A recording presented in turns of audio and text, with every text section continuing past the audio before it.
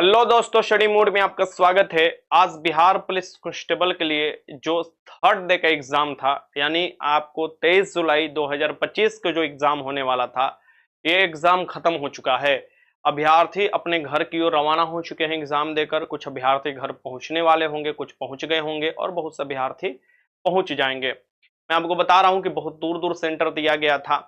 Exam का जो pattern है आप लोग देख ही रहे हैं कि एग्जाम का क्या पैटर्न है। देखिए, सेंटर पर बहुत आसान लगते हैं क्वेश्चन, आसान क्वेश्चन भी गलत हो जाते हैं जब आप घर की तरफ वापस करते हो और आपको ऑटो में, बस में अब मिलान शुरू कर देते हो। तो ठीक, तो मैं आपको क्या बताता हूँ, हमेशा 50 से 55 को स्कोर जो है, मैं आपको बताया हूँ कि 55 से 60 के बीच में रहने की कोशिश कीजिए मेल कैंडिडेट का, और 50 से 55 के बीच में फीमेल का बताया हूँ, यानी लगभग 50 के करीब। क्यों? क्योंकि मुझे पता है कि इजी भी कुछ क्वेश्चन होंगे और हार्ड मॉडरेट भी कुछ टाइप के क्वेश्चन होंगे, आपको स्टेटमेंट बेस्ड क्वेश्चन होंगे। तो आज किस सब्जेक्ट से कितना क्वेश्चन आया है अभी तक एनालिसिस में कर लिया हूं, और आपको 23 जुलाई का एग्जाम खत्म हो चुका है। अब आपका एग्जाम जो बचा हुआ है वो 27 का होने वाला है। 27 जुलाई को होगा, 31 जुलाई को होगा और एक आपको 3 अगस्त को होगा, यानी 3 अगस्त को आपका एग्जाम होने वाला है। ठीक नहीं, इस तरीके से अब आपके 3 दिन एग्जाम खत्म हो चुके हैं, 3 दिन एग्जाम बचे हुए हैं। आधे अभ्यर्थियों के एग्जाम खत्म हो चुका है, आधे से अधिक, और अभी बचा हुआ कुछ अभ्यर्थी है। आप देखिएगा अटेंडेंस भी जो खास नहीं रह रहा है। आपको अटेंडेंस आप देखिएगा कि बहुत से अभ्यर्थी जैसे जैसे लास्ट होते चला जा रहा है, एग्जाम छोड़ भी रहे हैं। तो मैं आपको बता दूं कि अभी तक जो आपको 19,838 पदों की एग्जाम चल रहा है, बेहतर चल रहा है। लड़के अच्छा स्कोर भी कर रहे हैं। अब अच्छा स्कोर करने का मतलब ये नहीं कि 90 कर रहे हैं, 80 कर रहे हैं, 70 कर रहे हैं। बहुत गिने चुने ही लड़के होते हैं जो कि आपको 65 से ऊपर जाते हैं, 70 के करीब पहुंचते हैं। बाकी आपको बहुत से ऐसे लड़के हैं जो कि 55 के करीब, 53, 52 यही आपको स्कोर कर कर आ रहे हैं। और मैक्सिमम स्कोर की मैं बात करूं, नहीं तो बहुत से भी लड़के हैं आपको 35 भी आ रहे हैं, 40 भी, 45 भी, बहुत से आपको अलग अलग स्कोर सुनने को आ रहा है। तो सबसे पहले हम बात कर लेते हैं अलग अलग सब्जेक्ट से कहां से कितने क्वेश्चन आ रहा है, कि आगे वाले जो शिफ्ट है वो अपना तैयारी कर सकते हैं। देखिए, हिस्ट्री से क्वेश्चन जो है ना, अलग अलग टाइप के क्वेश्चन पूछ रहा है, यानी मॉडर्न हिस्ट्री से ज्यादा क्वेश्चन पूछा है इस बार। और हिस्ट्री से आप देखिएगा कि अगर तीनों हिस्ट्री मिला लिया जाए तो ये अलग अलग जगह पर अलग अलग क्वेश्चन पूछा गया है। यानी कहीं पर आपको 5 से 6 क्वेश्चन पूछा गया है, कहीं 8 से 10 क्वेश्चन भी पूछा गया है, कहीं 3 से 4 क्वेश्चन भी पूछा गया है। यानी ये डिपेंड कर रहा है कि आपका एग्जाम कितना है, लेकिन एवरेज में मानकर चलिए 5 से 6 क्वेश्चन तो पूछा ही पूछा गया है। पॉलिटी से आपको 6 से 7 क्वेश्चन पूछा गया है। एवरेज में अगर लड़कों की हम बात करें तो 6 से 7 क्वेश्चन पूछा हुआ है, यानी पॉलिटी से अच्छा खासा क्वेश्चन पूछा जा रहा है। और ज्योग्राफी से देखा जाए, वर्ल्ड ज्योग्राफी, इंडियन ज्योग्राफी मिला लिया जाए तो आपको यहां से भी आपको 5 से लेकर 6 क्वेश्चन, बहुत जगह ने अभ्यर्थियों ने बताया कि सर जी 5 से लेकर 6 क्वेश्चन पूछा है, और बहुत लोगों ने बताया 8 से लेकर 9 क्वेश्चन भी पूछा है। यानी अलग अलग जो पेपर है उसके अनुसार जो है आपको मिल रहा था। आपको 4 से 5 क्वेश्चन इकोनॉमिक्स का बताया जा रहा है, इकोनॉमिक्स का लगभग सभी लोगों ने ऐसे ही बताया। फिजिक्स के क्वेश्चन और बायोलॉजी के क्वेश्चन में आपको थोड़ा डिफरेंट देखने को मिल रहा है, ठीक ना। यानी केमिस्ट्री का तो सब लोग बताया है 4 से 5 क्वेश्चन सर जी आया है, लेकिन फिजिक्स के कहीं ज्यादा है तो कहीं कम है। फिजिक्स का अगर हम बात करें तो 5 से लेकर 6 क्वेश्चन आपको, जैसे दोनों लोगों का बात मिला दिया जाए, सबका एवरेज मिला लिया जाए तो। और बायोलॉजी का ज्यादा क्वेश्चन पूछ रहा है, यानी 8 से 10 क्वेश्चन लोग बोल रहे हैं कि बायोलॉजी का पूछ रहा है। आज ज्यादातर उत्तक से क्वेश्चन पूछा है, यानी बहुत से अलग अलग पेपर में अलग अलग टाइप के क्वेश्चन पूछ रहे हैं। इस बात को ध्यान में रखिए। 1 से 2 क्वेश्चन यहाँ पर इन्वायरमेंट इकोलॉजी भी ले लीजिए, क्योंकि इन्वायरमेंट इकोलॉजी को आदमी साइंस में जोड़ देता है। जैसे ओजोन के लिए आपको पूछा था कि ओजोन लेयर किससे सुरक्षा करता है, तो इन्वायरमेंट इकोलॉजी में आपको पढ़ना है। अब बायोलॉजी का ही ये पार्ट हो जाता है, विज्ञान का ही हो जाता है, लेकिन पढ़ना तो है नहीं इसमें। तो 1 से 2 क्वेश्चन यहाँ पर पूछ रहा है। बिहार स्पेशल का अलग अलग आपको आ रहा है, यानी कुछ लोग कह रहे हैं कि हमरे में बहुत बिहार स्पेशल पूछा हुआ था 6 से 8 क्वेश्चन, कोई कह रहा है कि सर जी हमें 3 से 4 क्वेश्चन। तो अगर हम बात करें 4 से 5 क्वेश्चन एवरेज हम मिलाकर चलते हैं कि बिहार स्पेशल भी अभी भी दे रहा है। विविध की बात करें तो आपको मिले जुले विविध आ रहे हैं। अब विविध आ रहा है, ऐसा चीज नहीं है कि विविध नहीं आ रहे, पुरस्कार से, खेल से बराबर ये सब क्वेश्चन आपको आ रहे हैं, ठीक ना। प्रथम से आपको क्वेश्चन आ रहा है, तो आ रहा है तो यहाँ पर लगभग 8 से 10 क्वेश्चन विविध दे रहा है। लड़के से मैंने बात किया, कुछ लोगों से बात करने के बाद ही ये वीडियो मैं जारी कर रहा हूँ। समय लगा इस वीडियो को बनाने में, लेकिन आपको क्वेश्चन आ रहा है, ठीक ना। करंट अफेयर आज बहुत ज्यादा पूछा है। लड़के बोल रहे हैं सर जी 8 से लेकर 10 क्वेश्चन तो करंट अफेयर का था। और करंट अफेयर इजी भी नहीं है कि पूरा का पूरा क्वेश्चन इजी ही है, आपको थोड़ा सोचने पर मजबूर कर रहा है करंट अफेयर, और सोच समझ कर आपको लगाना पड़ेगा। 1 से 2 क्वेश्चन वर्ल्ड हिस्ट्री का हर शिफ्ट में पूछा हुआ है। तो ये ओवरऑल है। आपका मैथ का भी क्वेश्चन पूछा हुआ है। मैथ के क्वेश्चन अगर हम बात करें तो लोग बोल रहे हैं कि सर जी 6 से 8 क्वेश्चन मैथ का क्वेश्चन पूछा है, इंग्लिश का क्वेश्चन 7 से 8 क्वेश्चन इंग्लिश का क्वेश्चन पूछा है, और उतना ही हिंदी का क्वेश्चन पूछा है, यानी 7 से 8 क्वेश्चन हिंदी का भी क्वेश्चन पूछा हुआ है। हिंदी का मुहावरा, पर्यायवाची, यही सब आपको क्वेश्चन पूछ रहा है।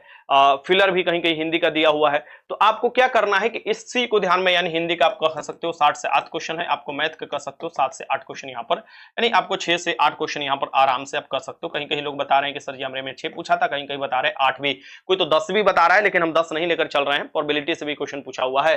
सो ओवरऑल जो ये पैटर्न लग रहा है उसी पैटर्न को फॉलो किया जा रहा है, कहीं ज्यादा कहीं कम, कहीं बेसिक कहीं कम। याद रखिएगा पेपर तो हार्ड और आसान होते रहेगा और इसके लिए नॉर्मलाइजेशन परसेंटाइल प्रक्रिया है। अब ये डिपेंड करता है कि सीएसबीसी कौन से नॉर्मलाइजेशन परसेंटाइल प्रक्रिया लागू करता है, ये अभी तक नियम नहीं बताया है, जो कि हम लोग को जानना अधिकार है, अभ्यर्थियों को जानना अधिकार है कि आखिर वो किस शिफ्ट में किस तरीके से आपको नॉर्मलाइजेशन और परसेंटाइल प्रक्रिया लागू करेगा।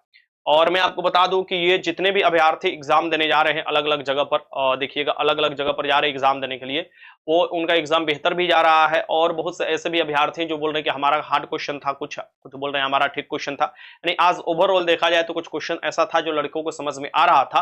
मैं ज्यादा यहाँ पर अगर कहूंगा कि आज हार्ड पेपर था तो लोग बोलेंगे कि पहले वाला क्या था, अभी इजी कहेंगे तो लोग बोलेंगे कि सर जी इजी आंक रहे हैं, आप क्वेश्चन बनाकर देख लीजिएगा। सो बड़ा आप सतर्क होकर बोलना पड़ता है, क्योंकि मुंह में आता है कोई भी कुछ भी बोल देता है।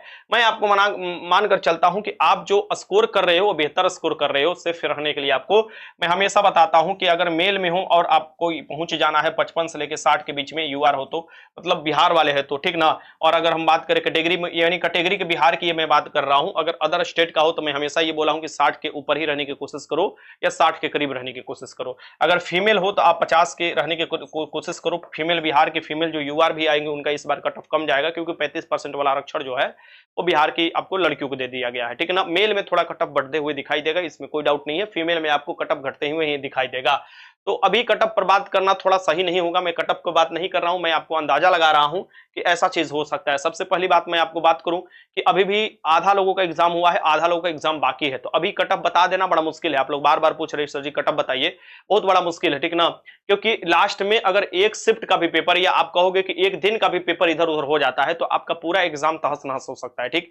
इस बात को भली भांति याद रखिएगा कि आपको अभी जितने भी आगे तैयारी करने वाले अभ्यर्थी, यानी जिनका आपका 30 के एग्जाम होने वाला है, जिनका आपका 27 के एग्जाम होने वाला है, जिनका आपका 3 अगस्त का एग्जाम होने वाला है, ये सभी लोग अपना एग्जाम की तैयारी में लगे रहिएगा। और लगे रहिएगा तभी बढ़िया होगा। आपको याद रखिएगा अपने एग्जाम की तैयारी में आपको रहना है कि यानी 27 वाले, एक मिनट,